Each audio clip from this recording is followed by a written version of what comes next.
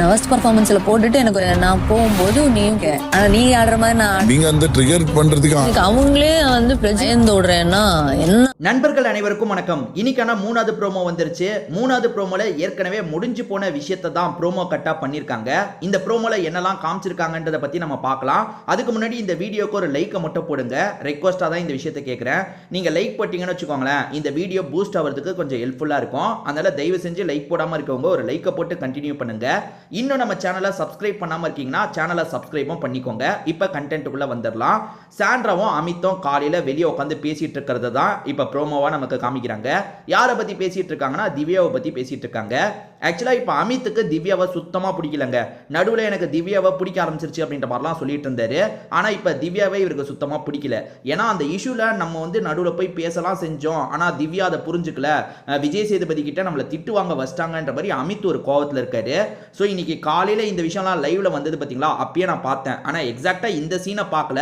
இந்த சீனை இப்போ நான் ப்ரோமோல தான் பார்க்குறேன். பட் மற்றபடி என்னெல்லாம் பேசினாங்க, எப்படிலாம் பேசினாங்கன்றதை நான் கவனிச்சேன். அதே மாதிரி இன்னைக்கு காலையில திவ்யாவுக்கும் அமித்துக்கும் ஒரு சின்ன கிளாஷ் வந்தது. அது என்னன்னா, அமித் வந்து சீக்கிரமா எந்திரிச்சு உட்காந்துருக்காரு போல, உட்காந்துக்கிட்டே தூங்கி இருக்காரு போல. அமித் நீங்க அடிக்கடி இப்படி பண்றீங்கன்னு திவ்யா சொல்லியிருக்காங்க. அதனால அமித் பயங்கரமா அவங்க கூட சண்டை போட்டாரு. ஆமாங்க, நீங்க சீக்கிரமா போய் தூங்கிடுறீங்க, நான் அப்படி இல்ல, தலையா இருக்கிறதுனால சில பொறுப்பெல்லாம் பண்ணிட்டு போய் தூங்க வேண்டியதா இருக்குன்னு சொன்னாரு. அப்படி மாத்தி மாத்தி அவங்க பேசுறதுக்கு வரும்போது நிறுத்தி நிறுத்தி பதிலுக்கு பேசினாரு. நீங்க பண்றது இப்படிதான் இருக்குன்றதா உங்களுக்கு புரிய வைக்கிறதுக்காக அப்படி பண்ற மாதிரி பண்ணாரு. அதாவது அவங்க வந்து ஒரு விஷயத்தை திரும்ப திரும்ப சொல்லுவாங்கல்ல, அதே மாதிரி நானும் பண்றேன்னா அமித் வேணும்ட்டே சண்டை போட்டாரு. ரெண்டு பேருக்குள்ளேயும் ஒரு சின்ன வாக்குவாதம் மாதிரி வந்தது. அமித் நான் உங்ககிட்ட தப்பா சொல்ல அமித், நான் சொல்றதை கேளுங்கன்னு திவ்யா சொன்னாங்க. ஆனா அமித் திரும்ப திரும்ப அப்படிதான் பண்ணாரு. ஏன்னா திவ்யா அதுதான் பண்றாங்க. அதாவது வந்து நான் உங்களுக்கு தப்பா சொல்லல, உங்ககிட்ட நான் தப்பு உங்களை நான் இது குறையா சொல்லல அப்படின்ற மாதிரி சொல்றாங்க. ஆனா திரும்ப திரும்ப அதை சொல்றாங்க. அதை அமித் புரிஞ்சுக்கிட்டு அந்த மாதிரி பண்ணாரு. ஆனா நிறைய பேர் வந்து திவ்யா பண்றது சரி, திவ்யா பாவம், எல்லாருமே டார்கெட் பண்றாங்கன்னு சொல்றீங்க. எனக்கு திவ்யாவை அப்படி பர்டிகுலரா யாரும் டார்கெட் பண்ற மாதிரிலாம் தெரியலங்க. ஆக்சுவலா சாண்ட்ரா திவ்யாவுக்கு போற பிரச்சனையே வேற. இப்ப சாண்ட்ரா வந்து ஒரு இடத்துல பேச வேணாம்னு முடிவு எடுக்கிறாங்கன்னா பேசாத போ அப்படின்னு விட்டுட்டு போறது தான் பெஸ்ட். அதை விட்டுட்டு திவ்யா வந்து அவங்கள பின்னாடி வந்து பேசுறதுக்கு ட்ரை பண்றது சரி இல்லதான். அதுக்கு சாண்ட்ரா நிறைய திவ்யாவை பத்தி பின்னாடி பேசுறாங்க, தப்பா சொல்றாங்க. இது எல்லாத்தையும் நான் ஏத்துக்கிறேன். ஆனால் திவ்யா சைட்லையும் சில விஷயங்கள் இருக்கு. அவங்கள ட்ரிகர் பண்ணுற மாதிரி திரும்ப திரும்ப பேசுறதுக்கு ட்ரை பண்ணுறதுலாம் தேவையே இல்லை. அவங்க ஒதுங்கி போகிறாங்களா, ஒதுங்கி போ சாண்ட்ரான்னு விலகி போகிறது தான் கரெக்டாக இருக்கும். ஸோ அதை பண்ண மாட்டாங்க. சாண்ட்ரா அது சம்மந்தமாக தான் அமித் கிட்ட நிறைய புலம்பிட்டு இருக்காங்க. என்னன்னா, என்னை ஒஸ்ட் போட்டா, அதாவது என்னை ஒஸ்டா செலக்ட் பண்ணா, அப்படி செலக்ட் பண்ணதுக்கு ஒரு காரணத்தை சொன்னா தெரியுமா? என்ன தெரியுமா காரணமா? நான் ஜெயிலுக்கு போனா என் கூட நீ வேணும் சாண்ட்ரா, அதனால தான் உன்னை ஒஸ்ட்ல நான் இது பண்ணேன்னு சொன்னா. ஆனா அதெல்லாம் உண்மை கிடையாது அப்படின்ற மாதிரி சாண்ட்ரா சொல்றாங்க. இதை தாண்டி என்ன சொல்றாங்கன்னா, இந்த கேம் இப்போ நீ ஒரு கேம் ஆடிட்டு இருக்கல, அந்த கேம் எனக்கு நல்லா தெரியும்ன்ற மாதிரி அமித் கிட்ட சொல்றாங்க. அந்த கேமை நானும் ஆடுவேன், ஆனா நான் ஆடினது வேற மாதிரி இருந்தது, நீ ஆடிட்டு இருக்கிறது வேற மாதிரி இருக்குன்ற மாதிரி சொல்றாங்க. ஸோ இதெல்லாம் கவனிச்சிட்டு இருக்க அமித் இருக்கார்ல, இப்போ அமித்துமே ஒரு விஷயத்த சொல்றாரு.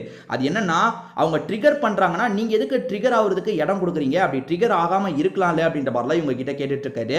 போக போக ஃபுல்லா திவ்யாவை பத்தி தான் பேசிட்டு இருக்காங்க. ஒரு ஸ்டேஜ்ல சாண்ட்ரா என்ன சொல்றாங்கன்னா, இப்போ எதுக்காக அந்த இடத்துல போய் அவ சேர்ந்திருக்கான்றதையும் என்னால புரிஞ்சிக்க முடியுதுன்னு சொல்றாங்க. இப்போ வந்து நீங்க நல்லா கவனிச்சு பாத்தீங்கன்னா, திவ்யா வந்து மேக்சிமம் விக்ரம் கூடயும் கனி கூடயும் சுத்திட்டு இருக்காங்க. நல்லா கவனிங்க, ஒரு 2-3 நாளா அப்படி சுத்திட்டு இருக்காங்க. தப்பு இல்லைங்க, யாருனாலும் யாரு கூடனாலும் சேரலாம். இப்ப சாண்ட்ரா முதல்ல சப்போர்ட்டிவா இருந்தாங்க, சாண்ட்ரா கூட இப்ப பேச முடியல, அதனால அந்த டீமுக்கு போறதெல்லாம் தப்பே கிடையாது. ஆனா சாண்ட்ரா என்ன சொல்றாங்கன்னா, அவ அந்த இடத்துக்கு போனதுக்கும் ஒரு காரணம் இருக்கு, ஒரு ப்ளே பண்றதுக்காக தான் அந்த கேங்குக்கு போயிருக்கா, அதை என்னால் நல்லா புரிஞ்சுக்க முடியுது அப்படின்ற மாதிரி சொல்றாங்க. பிரஜின் ரொம்ப நம்பினாரு, பிரஜினை இவ பண்றதெல்லாம் பார்த்து ரொம்ப நம்பினாரு. ஆனா இப்ப பிரஜினே கண்டிப்பா ஃபீல் தான் பண்ணுவாரு. ஏன்னா பிரஜினியே இவ ஏமாத்த தான் செஞ்சிருக்கா. இப்ப பிரஜினை சாமர்த்தியமா அனுப்பி விட்டாளா, அதாவது என்ன அனுப்பணும்னு நினைச்சா ஆனா பிரஜினை அனுப்பி விட்டுட்டாளா, இப்போ அவங்க கூட சேர்ந்து ஒரு பிளேவை பண்ணிட்டு இருக்கா. வெளியே போன பிரஜினே இதை பார்த்தா ரொம்ப ஃபீல் பண்ணுவாரு.